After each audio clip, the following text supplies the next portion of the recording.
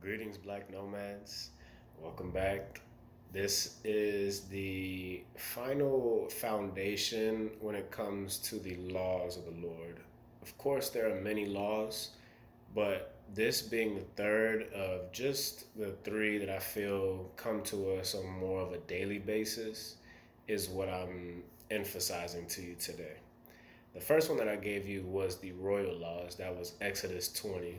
The second was the feast days or the holy days of the Lord, which is Leviticus 23. And the third one is the dietary law, which is coming out of Leviticus 11. Now, of course, the way I usually start this off, I'm going to start in a very important scripture that I feel should be in your mind as you proceed on your day to day operations. And that is out of Ecclesiastes chapter 12 and verse 13. And it says, "Let us hear the conclusion of the whole matter. Fear God and keep his commandments, for this is the whole duty of man."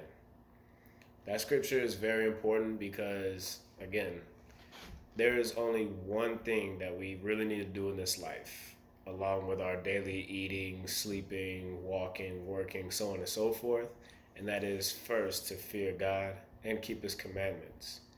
That being said, here's that final foundational law that I want to give to you today. Again, this comes out of Leviticus chapter 11, and I'm going to start us off at verse 1. And it says, "And the Lord spake unto Moses and to Aaron, saying unto them, Speak unto the children of Israel, saying, These are the beasts which ye shall eat among all the beasts that are on the earth. Whatsoever parteth the hoof, and is cloven footed, and cheweth the cud among the beasts, that shall ye eat." So these are things like cows, deer, things of that nature, because they have a foot that is not furry, right? It actually cuts off right at the hoof and there's no fur. It also has that split in the middle. That's that cloven foot that he's speaking of. Verse 4, "Nevertheless, these shall you not eat of them that chew the cud, or of them that divide the hoof, as the camel, because he cheweth the cud, but divideth not the hoof. He is unclean unto you." So if you've ever seen a camel's foot, it's actually cloven footed, but the whole thing is furry, right? It doesn't stop, doesn't part ways, right? Verse 5, "And the coney, because he cheweth the cud, but divideth not the hoof, he is unclean unto you." A coney, I actually found the definition for, which give me just a second, I'll read that off for you, if you don't already know what it is. So a coney is along the lines of like a guinea pig, a hamster, things of that nature. They chew, if you have one as a pet, they usually eat vegetables, things along those lines. By the way, for those who don't know, cud is like grass, vegetarian diet, right? Verse 6, "And the hare, because he cheweth the cud, but divideth not the hoof, he is unclean unto you. And the swine, though he divide the hoof, and be cloven footed, yet he cheweth not the cud, he is unclean unto you." So the swine being pig. The pig is indeed cloven footed, right? And it also parts the hoof. It goes right into a nice little hoof, just like the deer, just like the cow. However, it does not chew grass. It'll pretty much eat just about anything you put in front of it, right? Verse 8, "Of their flesh shall ye not eat, and their carcass shall ye not touch. They are unclean unto you." So this is saying that if the animal is dead, don't even touch it if you don't have to, right? If there's one that you see like just lying in the street and has lost his life, leave it for the right people to come and clean it up, or make sure you cover yourself if you just absolutely have to clean it up. Verse 9, "These shall ye eat of all that are in the waters. Whatsoever hath fins and scales in the waters, in the seas, and in the rivers, them shall ye eat. So that's very plain, right? No matter where water is, if there's a creature in it, it must have both fins and scales. So like your common fish, salmon, snapper, things along those lines. Those are fresh. Those are good to eat for us. They're clean to eat for us, I should say. Verse 10, and all that have not fins and scales in the seas and in the rivers, of all that move in the waters, and of any living thing which is in the waters, they shall be an abomination unto you. Right? So that's talking along the lines of crab, lobster, shrimp, the most common things that we eat nowadays that you see people eat. It's not for us to eat.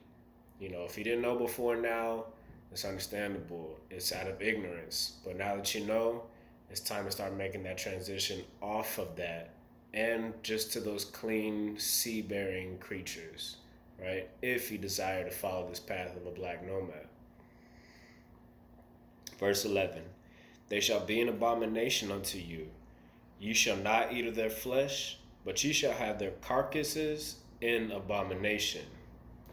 Verse 12, whatsoever hath no fins nor scales in the waters, that shall be an abomination unto you. And these are they which ye shall have an abomination among the fowls. They shall not be eaten. They are an abomination. The eagle, and the ossifrage, and the osprey, and the vulture, and the kite after his kind. Now, some of those that I read out, they're pretty well known. The ones that weren't, you'll have to do a little bit of research, I'm afraid. But, just to keep it pretty plain, chicken, turkey, that's about the usual things that I'll eat when it comes to flesh birds, right? Verse 15, every raven after his kind, and the owl, and the nighthawk, and the cacao, and the hawk after his kind, and the little owl, and the cormorant, and the great owl, and the swan, and the pelican, and the gyre eagle, and the stork, the heron after her kind, and the lapwing, and the bat. Verse 20, all fowls that creep, going upon all four, shall be an abomination unto you. Yet these may ye eat of every flying creeping thing that goeth upon all four, which have legs above their feet, to leap withal upon the earth. Even these of them ye may eat, the locust after his kind, and the bald locust after his kind, and the beetle after his kind, and the grasshopper after his kind. Right? So that's saying these are the type of insects that are actually clean to us. If you desire to eat something like that, these are the ones that are on the table for us to eat without any kind of consequences from the Lord. Verse 23, but all other flying creeping things which have 4 feet shall be an abomination unto you. And for these ye shall be unclean. Whosoever toucheth the carcass of them shall be unclean until the even. Right? So that is saying that if you touch anything, any animal that is unclean, that is dead, of course, right? The carcass of it, you'll be unclean until the evening. Because remember, or if you didn't watch my last video, I'll break it down for you. The Lord's day starts as soon as the sun goes down. It's not midnight, right? It's as soon as the sun goes down, we can break that down in a further video. That's why it says you'll be unclean until the even. Now we're going to dive into how to clean yourself after we get through the rest of these creatures.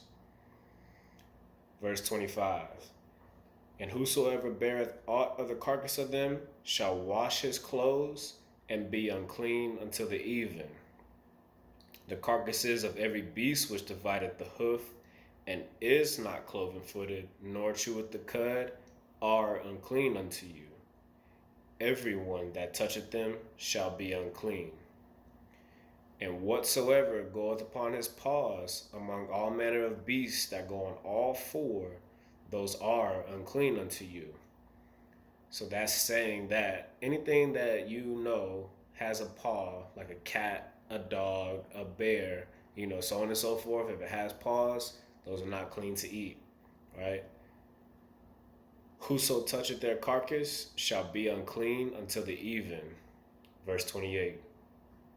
And he that beareth the carcass of them shall wash his clothes and be unclean until the even. They are unclean unto you.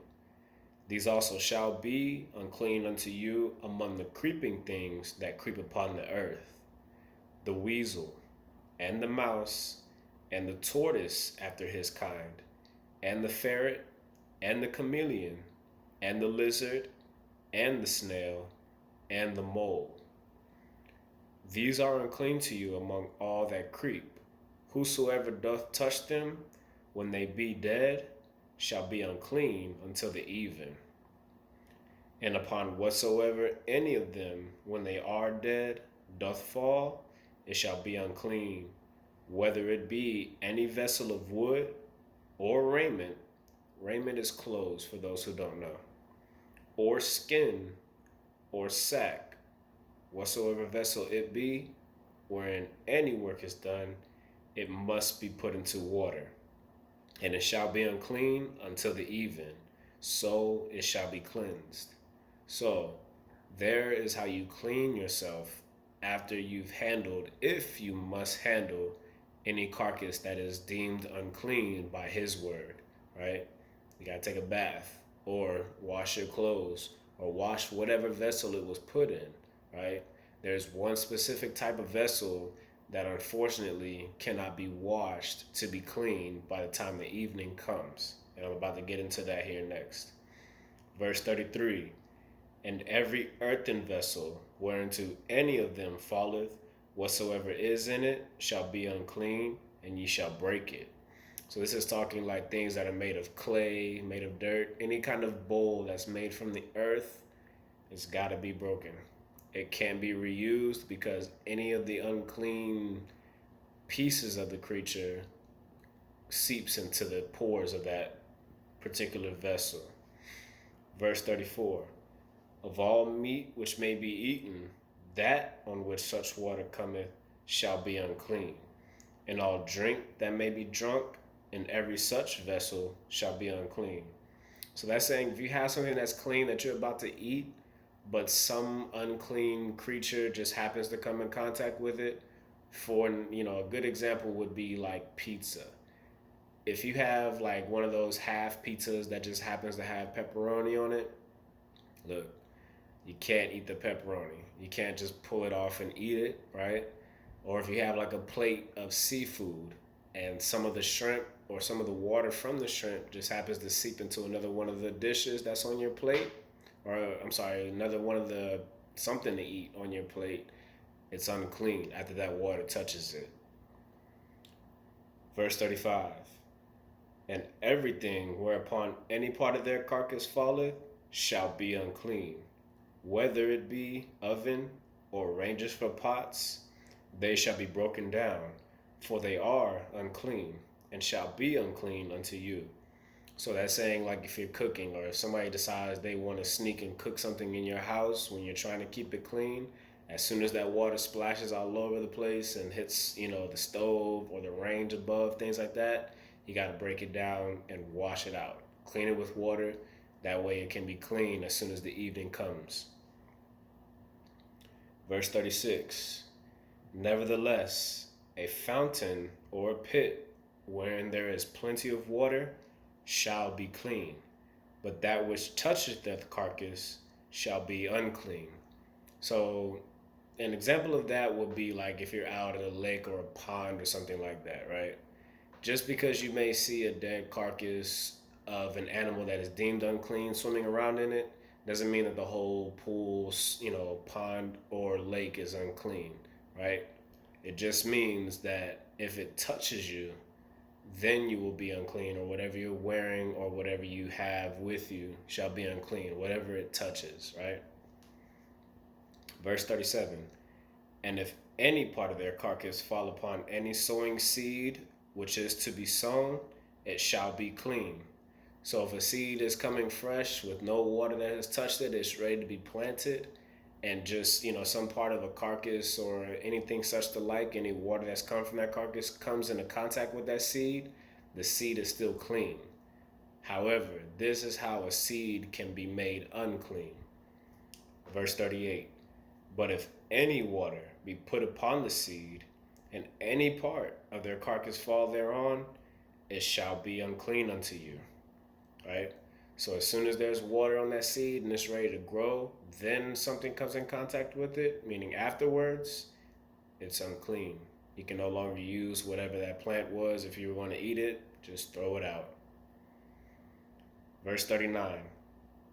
And if any beast of which ye may eat die, he that toucheth the carcass thereof shall be unclean until the even. So this is like a beast that wasn't hunted. This is like if you see a beast that is determined clean by this word out in the middle of somewhere, that like deer that have been hit by a car or such the like, that's not considered clean, right? Because it died of something that was unclean, maybe even it just reached the end of its life. So that means that something came in contact with it. It was God's will for it to die. It is determined to be unclean according to his word. Right? Verse 40. And he that eateth of the carcass of it shall wash his clothes and be unclean until the even. He also that beareth the carcass of it shall wash his clothes and be unclean until the even. And every creeping thing that creepeth upon the earth shall be an abomination. It shall not be eaten. Whatsoever goeth upon the belly, and whatsoever goeth upon all four, or whatsoever hath more feet among all creeping things that creep upon the earth, them ye shall not eat, for they are an abomination. So that right there covers snakes, right? Because that goes upon the belly. It also covers any six-legged insects or more, right? 8-legged like the spider, or 100-legged like the centipede. Verse 43. Ye shall not make yourselves abominable with any creeping thing that creepeth, neither shall ye make yourselves unclean with them, that ye should be defiled thereby. For I am the Lord your God. Ye shall therefore sanctify yourselves, and ye shall be holy, for I am holy. Neither shall ye defile yourselves with any manner of creeping thing that creepeth upon the earth. For I am the Lord that bringeth you up out of the land of Egypt, to be your God. Ye shall therefore be holy, for I am holy. This is the law of the beasts, and of the fowl, and of every living creature that moveth in the waters, and of every creature that creepeth upon the earth, to make a difference between the unclean and the clean, and between the beasts that may be eaten and the beasts that may not be eaten. There is the word of the Lord, plain as day for you, right? This is to just help you, guide you through your daily days. Like if you want to find something to eat, here's a good guideline to stay away from things that are unclean, if you desire to follow that path of the black nomad. It's been a beautiful path so far, I will say. I've been doing it for quite some time. Not going to say how long, don't care to pride that up. I'm just grateful to have done it today and yesterday and so on and so forth, right? So that being said, everybody have a blessed day. Take care.